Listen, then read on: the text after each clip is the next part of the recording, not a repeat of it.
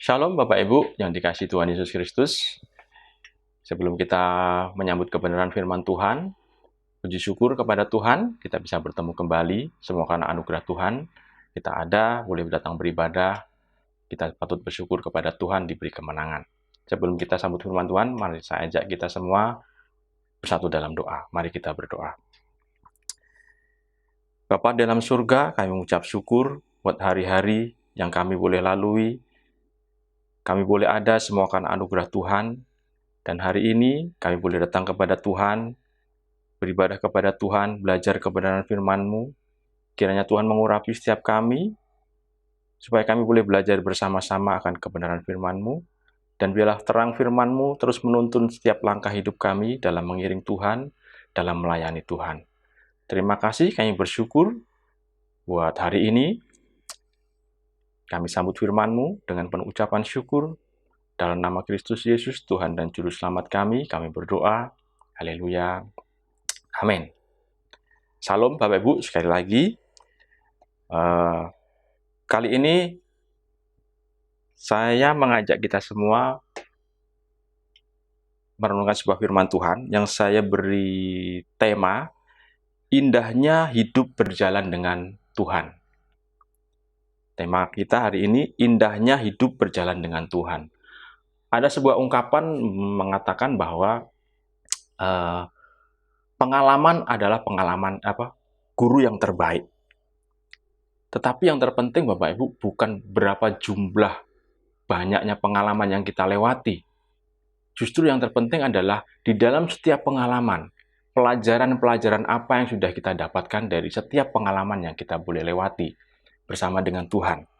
Nah, melalui pengalaman itu membawa kita kepada sebuah keadaan, membawa kita kepada sebuah situasi-situasi yang mungkin bisa membuat kita jatuh bangun, membuat kita bisa ada timbul orang yang jahat, timbul orang yang baik, lalu muncul orang-orang yang kasar, orang-orang yang lemah lembut. Sebuah keadaan, sebuah situasi bisa membentuk karakter seseorang.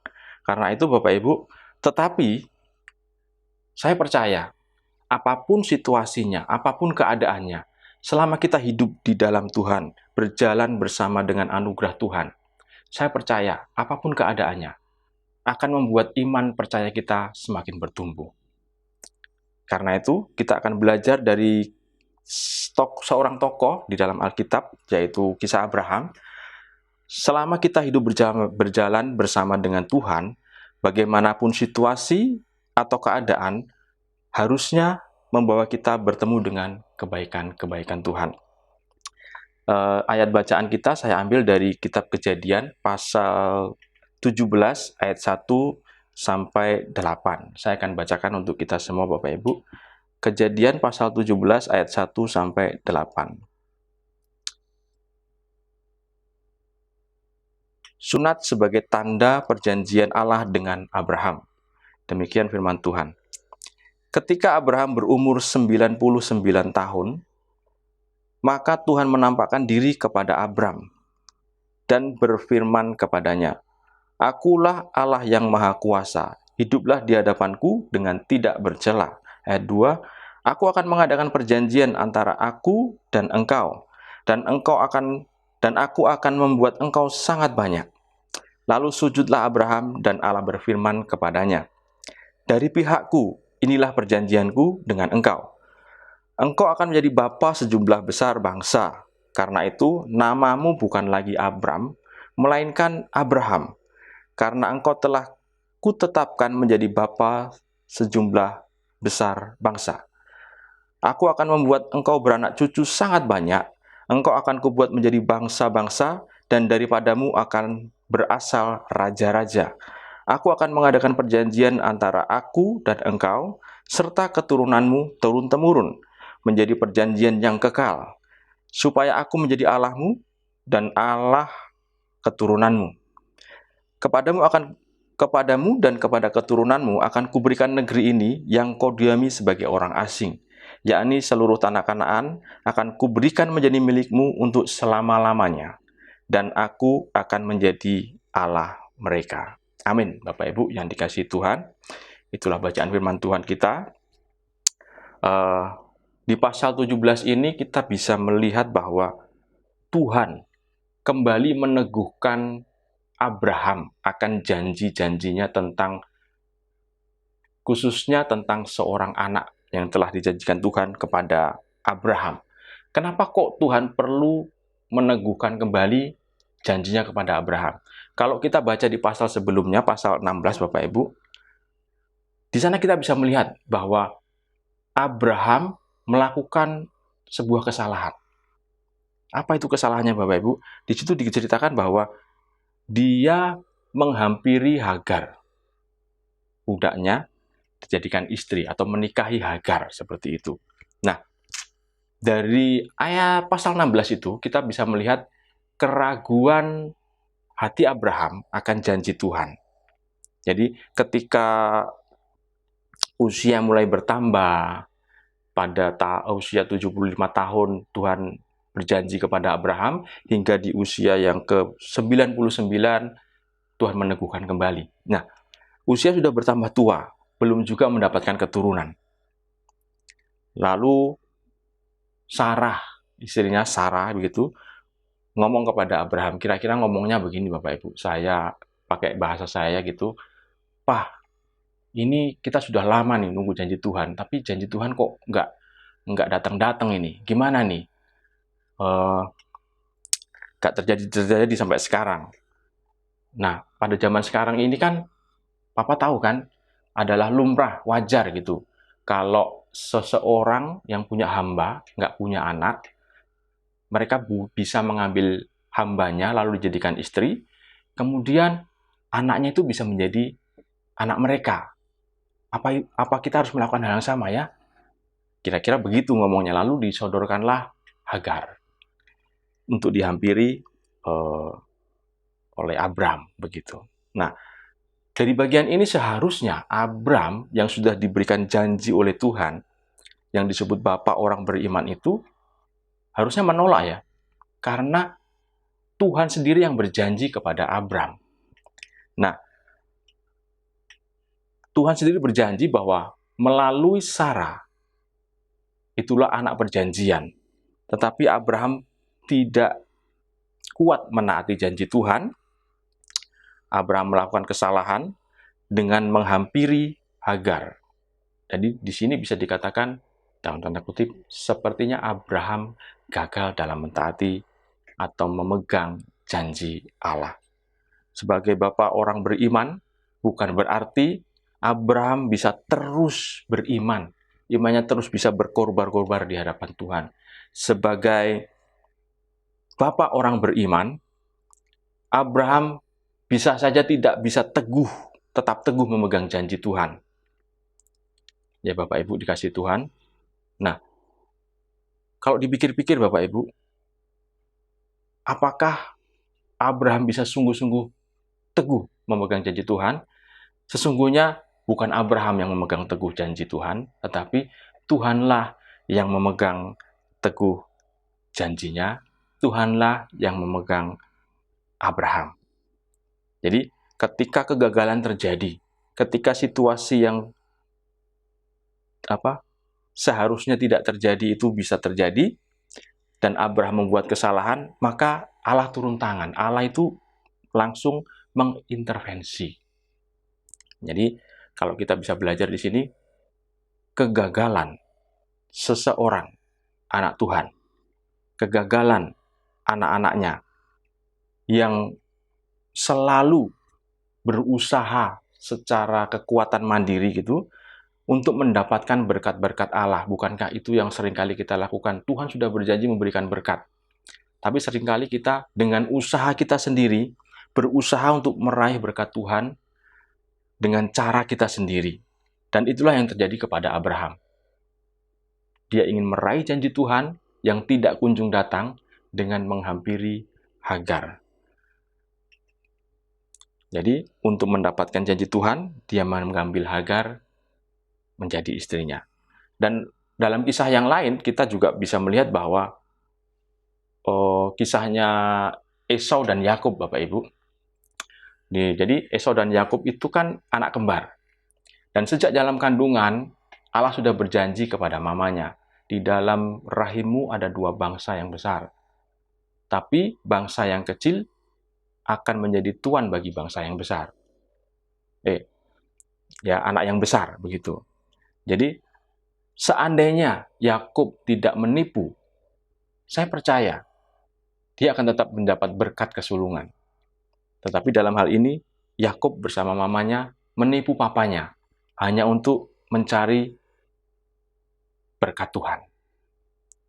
Dan inilah yang terjadi kepada Abraham. Dia berusaha mendapatkan janji Tuhan dengan usaha sendiri dan akibatnya muncullah masalah yang baru, Bapak Ibu. Namun Bapak Ibu, apakah sebuah kegagalan anak-anak Tuhan dapat menggagalkan perjanjian Allah? Ternyata tidak, Bapak Ibu. Kalau kita belajar tadi, rencana Allah tidak mungkin gagal hanya gara-gara kegagalan anak-anak Tuhan yang mengerjakan dengan ketidaktaatan. Karena Tuhan tidak akan memusuhi kita. Kenapa Bapak Ibu? Kalau kita bisa melihat bahwa dulunya kita ini musuh Allah. Lalu Tuhan kirim anaknya untuk menebus kita, supaya kita yang dulunya musuh diangkat menjadi anaknya.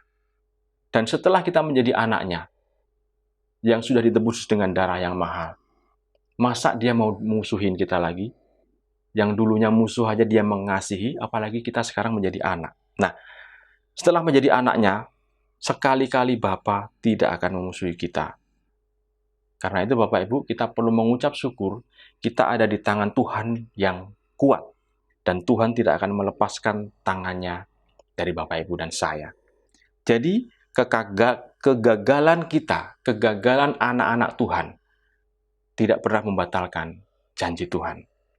Itulah indahnya hidup berjalan bersama dengan Tuhan. Yang pertama Bapak Ibu, janji Tuhan akan terus berlanjut karena Tuhan akan menjaga perjanjiannya. Sekalipun kita mengalami kegagalan, sekalipun kita mengalami keterpurukan, tetapi ketika kita mengalami kegagalan, janji Tuhan tidak batal karena Tuhan akan menjaga perjanjiannya. Dan ketika kita melihat bagaimana cara Tuhan menjaga perjanjiannya, maka selalu ada tantangan Bapak Ibu. Dan tantangannya mirip-mirip di dalam kisah perjanjian lama, tokoh-tokoh patriark itu orang-orang kudus dalam perjanjian lama yang hidup berjalan bersama dengan Tuhan. Tantangannya mirip-mirip Bapak Ibu. Jadi di zaman patriark itu ada kelaparan yang melanda. Dalam kasus Abraham juga ada, kasusnya Ishak juga ada kelaparan. Seandainya kalau tidak ada campur tangan Tuhan yang memelihara, tentu bapak-bapak patriark itu bisa mengalami kematian karena kelaparan. Tetapi karena ada intervensi dari Allah dan pemeliharaan Tuhan, mereka bisa terus berlanjut kehidupannya, Bapak Ibu. Lalu,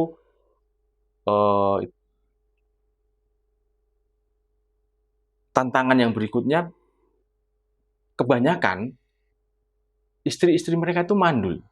Abraham istrinya mandul, Ishak juga mandul. Jadi tantangannya mirip-mirip Bapak Ibu. Jadi di dalam keadaan yang seperti itu, Tuhan selalu campur tangan untuk memastikan perjanjiannya tidak berubah.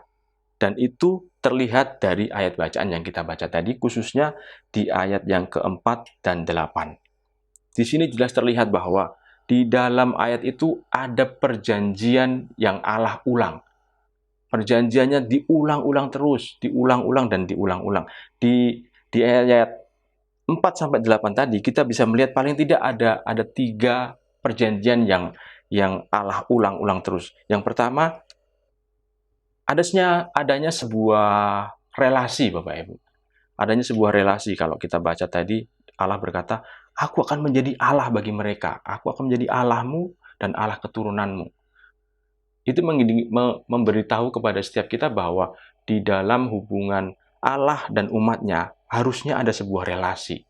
Ada sebuah hubungan yang harus dijalin, Bapak Ibu.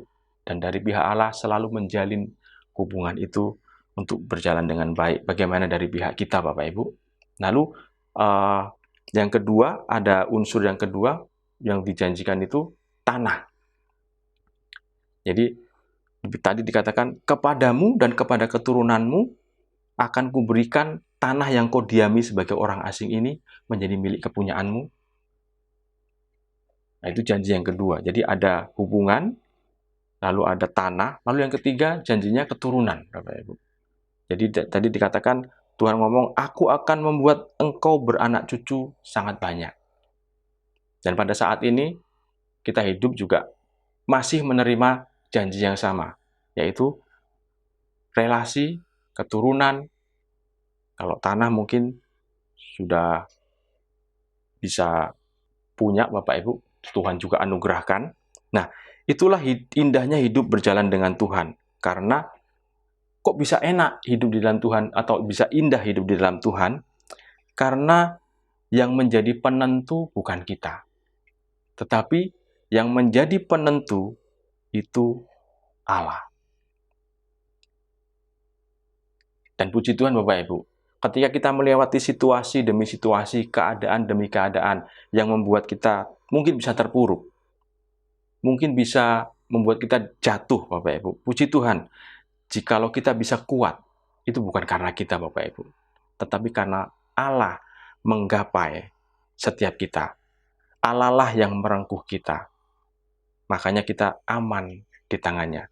Dan bukan hanya itu Bapak Ibu, jikalau kita hidup berjalan bersama dengan Tuhan, perjanjiannya bukan hanya bisa berlangsung terus seperti di dalam kisah Abraham tadi, bisa terus-menerus berlangsung, tetapi perjanjian dengan Tuhan akan terlihat lebih indah. Kok bisa terlihat lebih indah? Karena Tuhan selalu memberikan yang terbaik. Jadi kalau kita perhatikan tadi, dalam janji Allah yang diberikan kepada Abraham, Abraham bisa melihat bahwa janji Tuhan jauh lebih indah setelah Abraham itu mengalami kegagalan, Bapak Ibu. Tuhan berjanji kepada Abraham bahwa keturunannya akan sangat banyak. Ya, itu betul. Tetapi bukan hanya sangat banyak, tetapi dari keturunan Abraham akan muncul raja-raja. Akan muncul raja-raja Bapak Ibu. Jadi kalau kita baca tadi di ayat yang ke-6, diulang lagi di ayat yang ke-16 Bapak Ibu. Dan luar biasanya lagi, dari Abraham bukan hanya muncul banyak raja, bukan hanya muncul banyak keturunan dan banyak raja, tetapi dari raja-raja itu Tuhan juga sedang mempersiapkan satu raja dari keturunan Yehuda, yaitu sampai kepada Kristus Yesus Tuhan. Jadi bukan hanya muncul banyak raja, tetapi juga muncul raja di atas segala raja. Janjinya semakin terlihat lebih indah Bapak Ibu.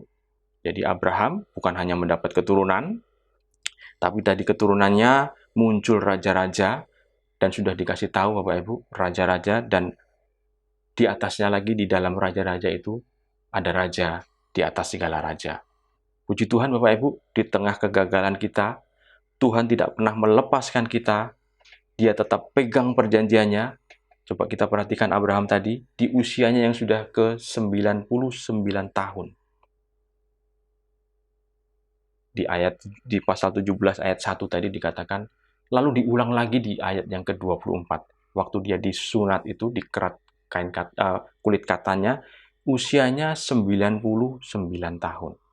Dan belum mendapatkan keturunan seperti yang Tuhan janjikan. Ditambah lagi Bapak Ibu, kondisi Sarah mandul. Sudah layu, katanya seperti itu. Sudah mati haid. Bahasa kekinian itu menopause. Dan mungkin bukan hanya menopause Bapak Ibu, kalau menopause itu bisa dipencet nanti jalan lagi.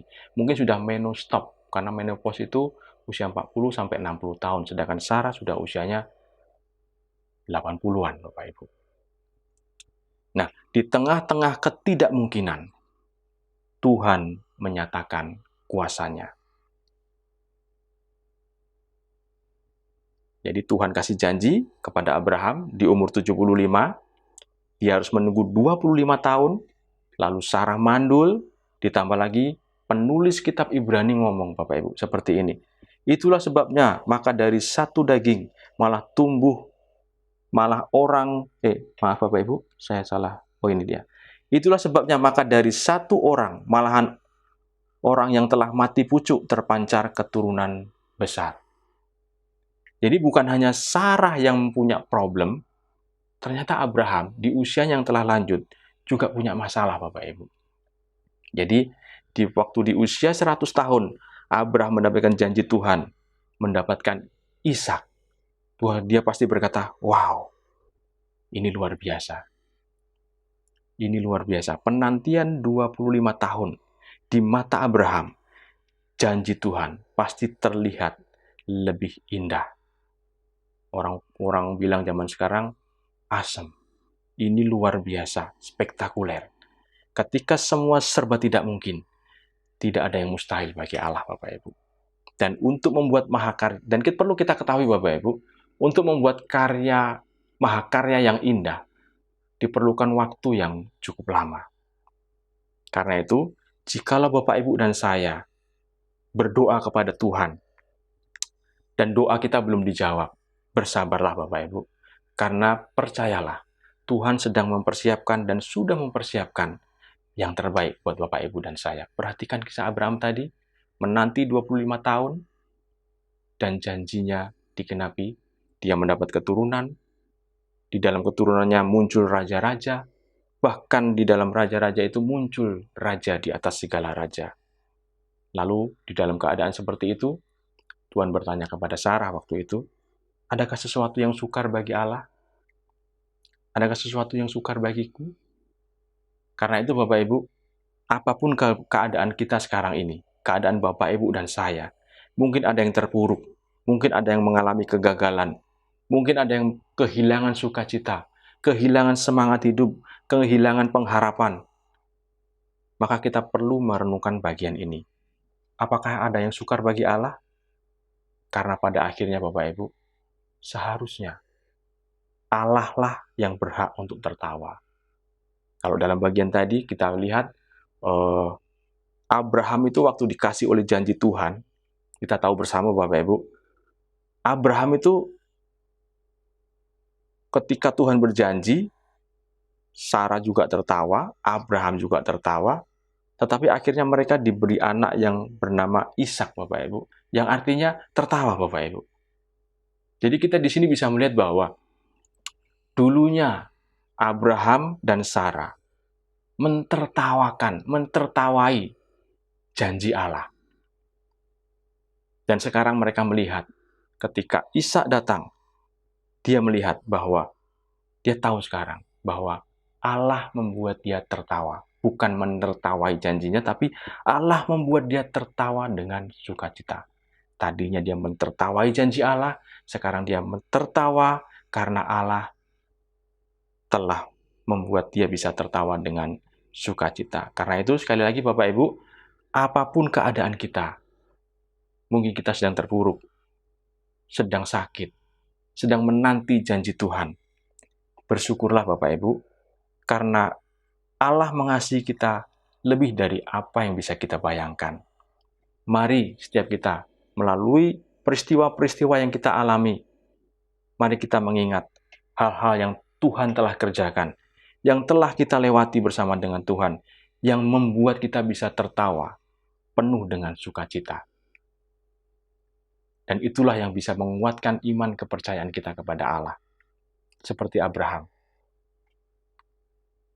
Ya Bapak Ibu, diberi janji Tuhan, janjinya di dalam kegagalannya, dia mengalami kegagalan, tapi janji Tuhan tetap berjalan. Dan bukan hanya tetap berjalan, janji Tuhan semakin indah di kemudian hari ketika dia bisa tertawa dengan sukacita. Karena itu, mari dalam apapun keadaan kita, teruslah mengucap syukur dan belajarlah mengingat saat-saat Tuhan membuat kita tertawa dengan penuh sukacita. Amin. Tuhan Yesus memberkati kita semua. Mari kita berdoa. Bapa, terima kasih, kami bersyukur Tuhan. Mungkin keadaan kami tidak lebih baik dari yang kemarin, tapi kami percaya selama kami hidup berjalan dengan Tuhan, janji-Mu ya dan amin, bahwa apa yang telah Kau kerjakan dan apa yang sedang Engkau kerjakan, semuanya hanya yang terbaik untuk kami, Tuhan. Terima kasih, kami boleh bersyukur hari ini, boleh belajar kebenaran firman-Mu, di dalam setiap keadaan kami, kiranya kami boleh bersyukur, dan kiranya keadaan itu boleh membawa iman percaya kami semakin kuat di dalam Tuhan. Tuntun setiap kami, ajar setiap kami, supaya kami terus belajar dalam hidup ini, dalam mengiring Tuhan. Kami menghadapi situasi-situasi sulit, tetapi kami terus bergantung dan berharap kepada-Mu. Kiranya kami terus belajar, supaya hanya Engkau-lah yang menjadi pemuas dalam hidup kami.